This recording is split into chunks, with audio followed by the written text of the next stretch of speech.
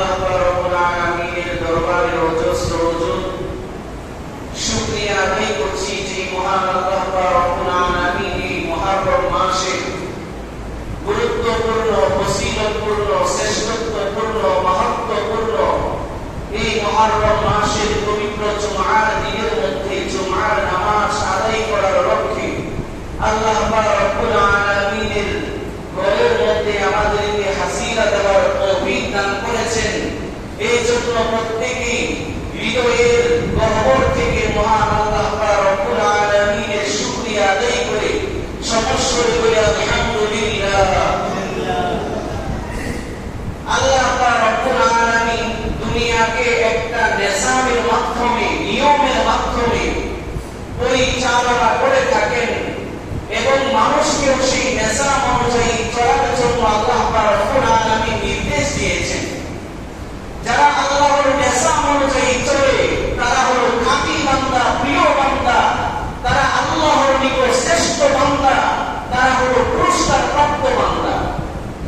আর যারা আল্লাহর নিজাম অনুযায়ী দুনিয়াতে চলে না তারা হলো অবাধ্য বান্দা, তারা হলো নিকৃষ্ট বান্দা, তারা হলো আখিরাতে যেই মর্মন্তুদ শাস্তি আসে সেই শাস্তির অধিকারী বান্দা।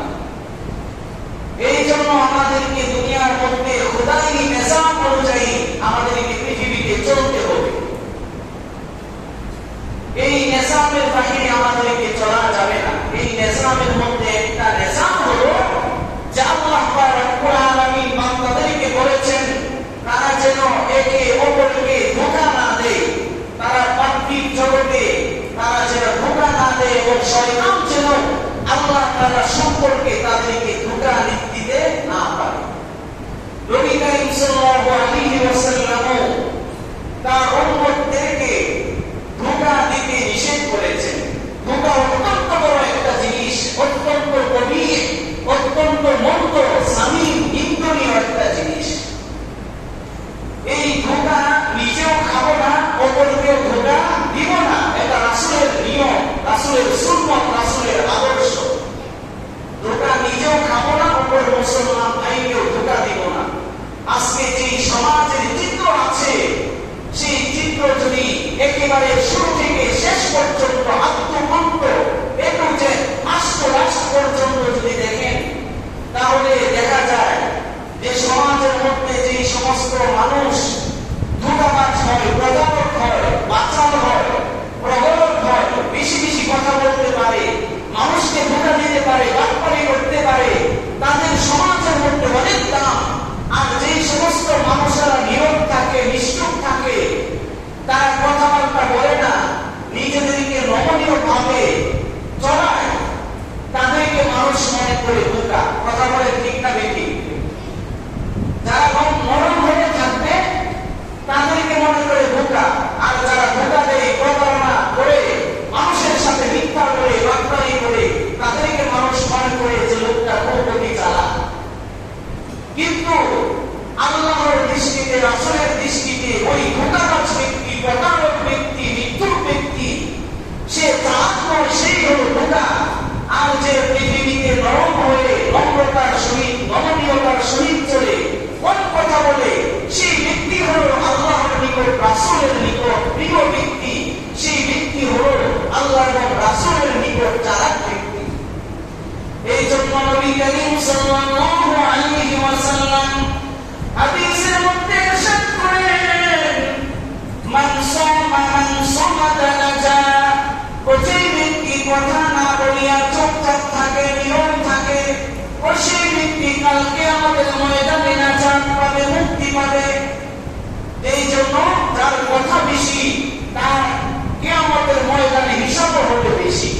কেন আল্লাহ রাব্বুল আলামিন কাল কিয়ামতের ময়দানে বান্দার প্রত্যেকটা কর্মকাণ্ড, কাজ, কর্ম সম্পর্কে তিনি হিসাব নেবেন। আমি যে কথা বললাম সেই কথাগুলি এটা কি অযথা বললাম, ভালো বললাম না মন্দ বললাম, কাজের বললাম না অকাজের বললাম, সওয়াবের কথা বললাম না গুনাহের কথা বললাম, আল্লাহ রাব্বুল আলামিন প্রত্যেকটা কথার কি নেবেন? হিসাব নেবেন। এই কারণে আমি যত চুপচাপ থাকতে পারি তত আমার গুনাহ কম হবে, অনর্থক কথা কম হবে, বাজে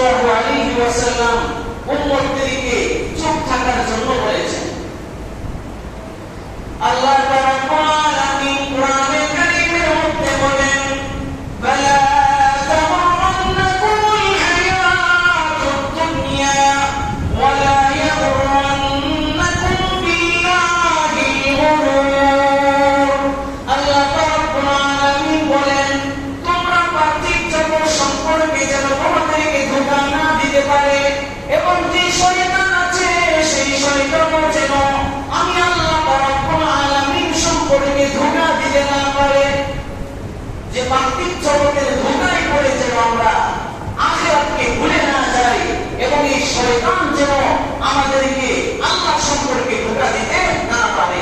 এই দুনিয়া হলো ধোঁকার জায়গা। দুনিয়াতে শুধু ধোঁকা ধোঁকা, মানুষ মানুষকে ধোঁকা দেয়, নফসে আম্মারও মানুষকে ধোঁকা দেয়, শয়তানও মানুষকে ধোঁকা দিয়ে থাকে।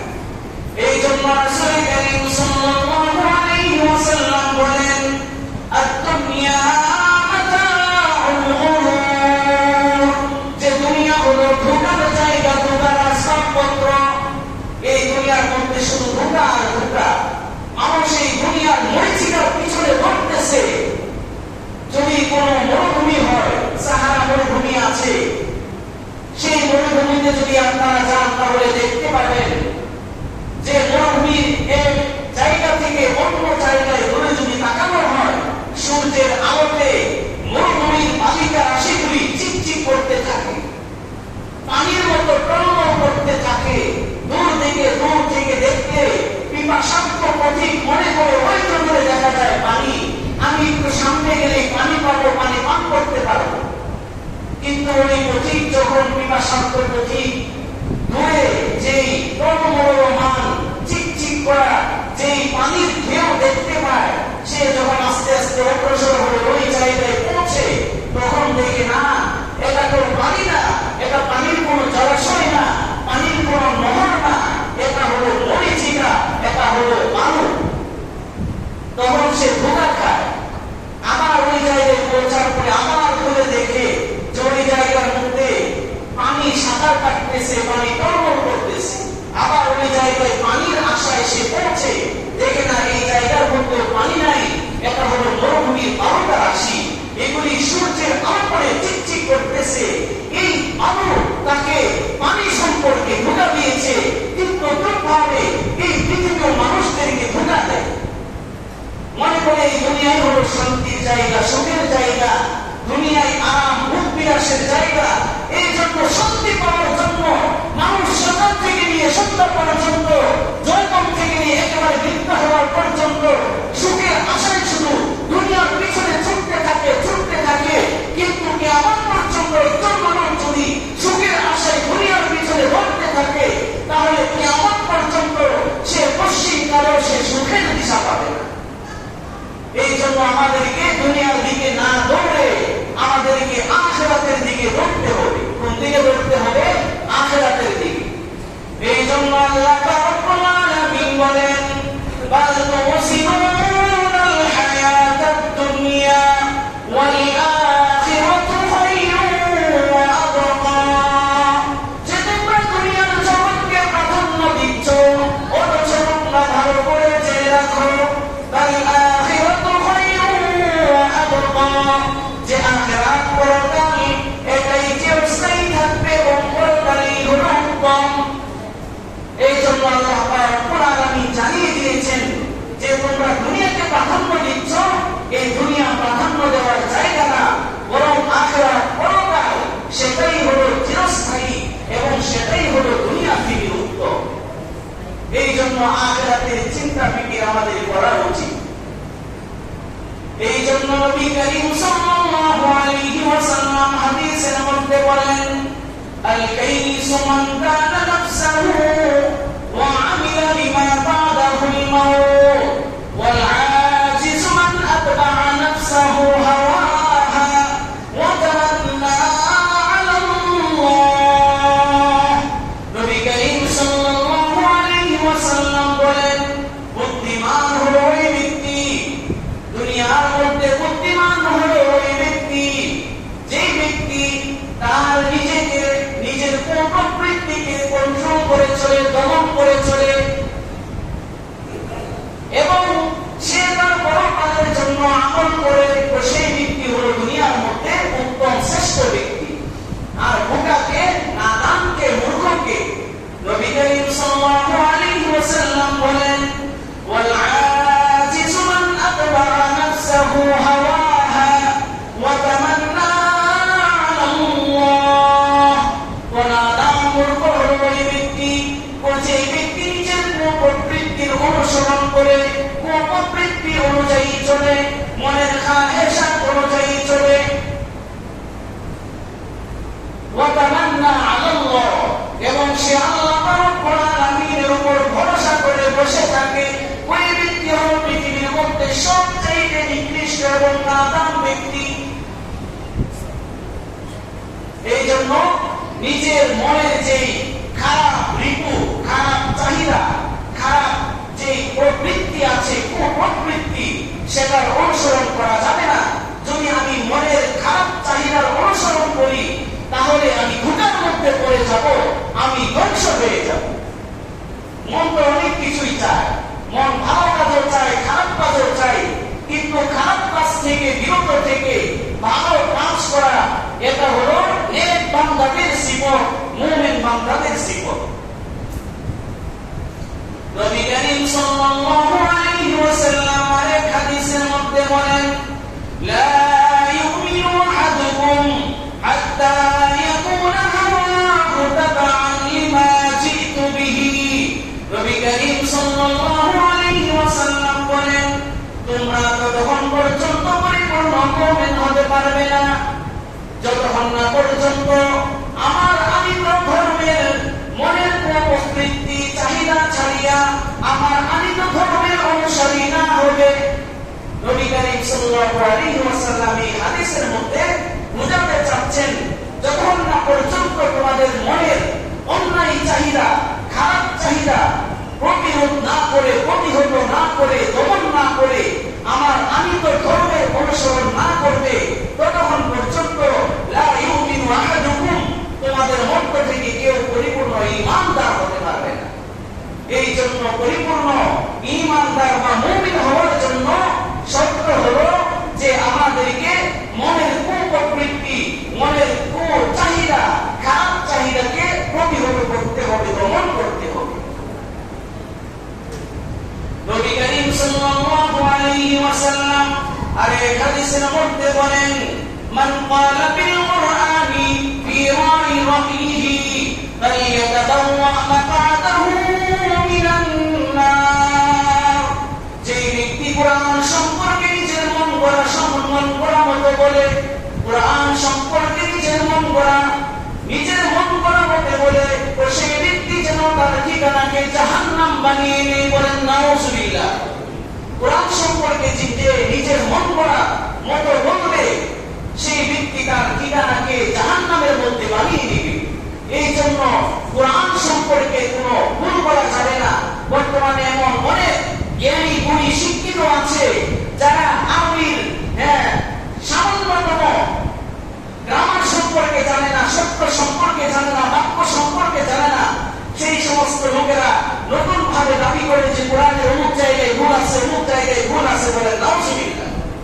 কোরআন সম্পর্কে পণ্ডিতি দেখায়, অথচ আল্লাহ রাব্বুল আলামিন এই কোরআন শরীফ নাযিল করে কিয়ামত পর্যন্ত আমার সকল মানুষের নিকট তিনি চ্যালেঞ্জ করে দিয়েছেন যে এই কোরআনকে কিয়ামত পর্যন্ত কোন মানুষ এবং জিন, কোন জ্ঞানী পণ্ডিত, ঋষি, তাপসী, মনীষী কেউ এই কোরআনের মধ্যে ভুল করতে পারবে না। কথা বলেন ঠিক না বেঠিক? এই কোরআন এমন এক গ্রন্থ, আল্লাহ রাব্বুল আলামিন বলে দিয়েছেন লা রাইবা ফীহি, এই কোরআনের মধ্যে কোন ধরনের সংশয় সন্দেহ নাই, ভুল তো নাই, সংশয় সন্দেহের অবকাশ নাই।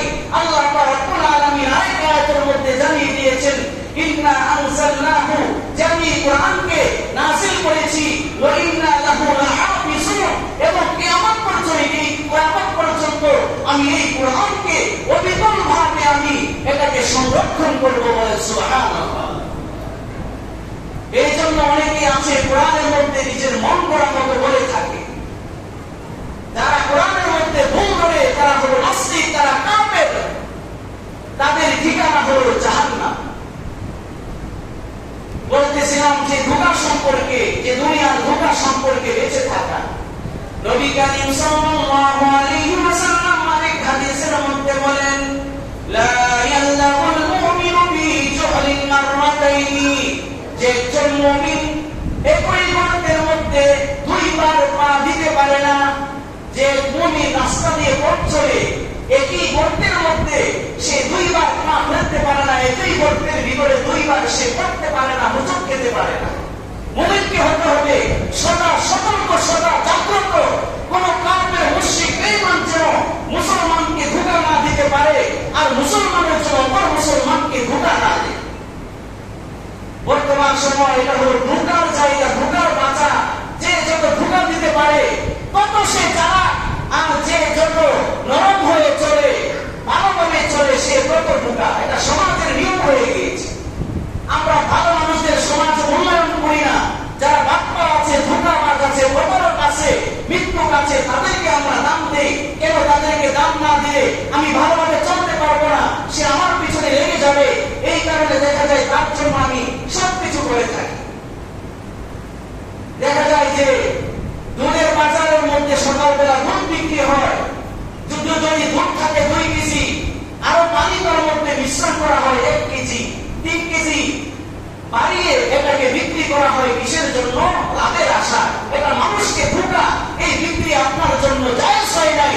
আল্লাহ পাক রব্বুল আলামিন কোরআনে কারীমের মধ্যে বলেন, আহাল্লাহুল বাইআ ওয়া হারামার রিবা, যে আল্লাহ পাক রব্বুল আলামিন ব্যবসাকে হারাম করেছেন এবং সুদকে হারাম করেছেন। এই ব্যবসাটা এটা হলো হালাল জিনিস। আমি যদি 2 টাকার জিনিসকে আমি 20 টাকা বলে কিনে এনেছি, এই কথা বলে বিক্রি করি, এই ব্যবসা এটা আমার জন্য হালাল হলো না, এটা আমার জন্য হারাম হয়ে গেল। আমি যদি দুধের মধ্যে পানি মিশিয়ে বিক্রি করি, তাহলে সেই দুধ বিক্রি করা আমার জন্য হালাল না, সেটা আমার জন্য হারাম হয়ে গিয়েছে। নবী করিম সাল্লাল্লাহু আলাইহি ওয়াসাল্লাম সত্যবাদী ব্যবসায়ী সম্পর্কে বলেন, আত-তাজিরু সাদুকুল আমিন মা'আন নাবিয়্যিন ওয়াস-সিদ্দীকিন ওয়াশ-শুহাদা। সত্যবাদী ব্যবসায়ী কাল কিয়ামতের ময়দানে নবীগণের সাথে, সালেহীনদের সাথে এবং শুহাদাদের সাথে তাদের হাসর হবে। বলেন সুবহানাল্লাহ। তাদের সাথে হাসর হবে, নবীদের সাথে, সালেহীনদের সাথে, শুহাদাদের সাথে তাদের হাসর হবে। আর যারা সত্যবাদী ব্যবসায়ী না, মিথ্যা কথা বলে, তাদের হাসর হবে আমানের সাথে, কামালের সাথে, ফেরাউনের সাথে, নমরুদের সাথে, আবু জাহেলের সাথে, আবু লাহাবের সাথে। এই জন্য আমাদেরকে ব্যবসা করতে হবে সত্য কথা বলে, মিথ্যা কথা বললে চলবে না। অনেক আলোচনা বলতে গেলে সময়ের প্রয়োজন, আমি সংক্ষেপে শেষ করে দিচ্ছি। যে একবার নবী করিম সাল্লাল্লাহু আলাইহি ওয়াসাল্লাম এমন বৃষ্টির দিন ছিল, বৃষ্টি এসেছে, হঠাৎ করে বাজারে বৃষ্টি নেমে গেল। আগের যুগে তো এত উন্নত যুগ ছিল না যে আলাদা আলাদা দোকান ছিল। এই খোলা জায়গার মধ্যে মানুষে এই দোকানের যে জিনিসপত্র এগুলি রেখে বিক্রি করত। বৃষ্টি আসার পরেই নবী করিম সাল্লাল্লাহু আলাইহি ওয়াসাল্লাম বাজারে গেলেন দেখার জন্য। তখন তিনি ঘুরতে ঘুরতে এক আটাওয়ালার নিকটে তিনি গেলেন। যাওয়ার পরে দেখলেন যে বস্তার ভিতরে আটা আছে, সেই আটার উপরিভাগের যে আটা আছে এগুলি শুকনা। নবী করিম সাল্লাল্লাহু আলাইহি ওয়াসাল্লাম চিন্তা করলেন, মাত্র কিছুক্ষণ আগে বৃষ্টি শেষ হলো, উপরের আটা এটা কিভাবে শুকনা থাকে? নবীজি ভিতরে হাত ঢুকিয়ে দিলেন, দেখলেন যে ভিতরে আটাগুলি ভিজা আর উপরের আটাগুলি কি শুকনা। নবীজি বুঝলেন যে এই ব্যক্তি সে মানুষদেরকে ধোঁকা দিতে চাচ্ছে। নবীজি বললেন যে তুমি মানুষদেরকে ধোঁকা দিও না, ধোঁকা দিয়ে তোমার ব্যবসাটা হালাল হবে না। এই জন্য ব্যবসার মধ্যে ধোঁকা দিতে নাই। হযরত উমর রাদিয়াল্লাহু তাআলা আনহুর ঘটনা উল্লেখ আছে। হযরত উমর রাদিয়াল্লাহু তাআলা আনহু রাতের বেলা ছদ্মবেশ ধারণ করিয়া মদিনার অলি-গলি পথ প্রান্তরে প্রজাদের খোঁজ খবর নেওয়ার জন্য তিনি ঘুরে বেড়াতেন। একদিন হযরত উমর রাদিয়াল্লাহু তাআলা আনহু তিনি চিরচারিত অভ্যাস অনুযায়ী প্রজাদের খোঁজ খবর নেওয়ার জন্য তিনি মদিনা থেকে অনেক দূরে তিনি পথ চলছিলেন। পথ চলতে চলতে চলতে চলতে একটি বাড়ির দরজার সামনে, ঘরের সামনে তিনি দাঁড়িয়ে গেলেন। ওই ঘরের ভিতর থেকে আওয়াজ আসছে, ফিস ফিস করে আওয়াজ আসছে। মা মেয়ে কথা বলছে। মা মেয়েকে বলছে যে দুধের মধ্যে পানি মিশ্রণ করে দাও, যাতে আগামীকাল এই দুধ বিক্রি করে আমাদের লাভ বেশি হয়। মেয়ে বলল যে না, এই দুধের মধ্যে পানি মিশ্রণ করা সম্ভব না। যদি পানি মিশ্রণ করি তাহলে আমিরুল মুমিনিন হযরত উমর রাদিয়াল্লাহু তাআলা আনহু জেনে যাবেন। মা বলল, হে আমার মেয়ে, দুধের মধ্যে যদি তুমি পানি মিশ্রণ করো, আমিরুল মুমিনিন জানবে কিভাবে? আমিরুল মুমিনিন উমর তো এখানে উপস্থিত নাই।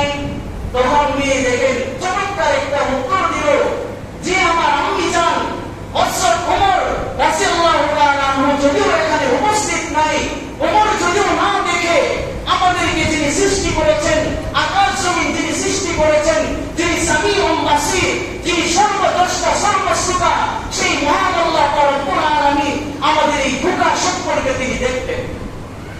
চিন্তা করেন, মার চাইতে মেয়ের তাকওয়া বেশি, মেয়ের ভিতরে গুনাহ বিরত বেশি। মেয়ে বলল, ওমর না দেখো, আল্লাহ রব্বুল আলামিন তো দেখতেছেন যে আমরা ওদের মধ্যে পানি মিশাবো।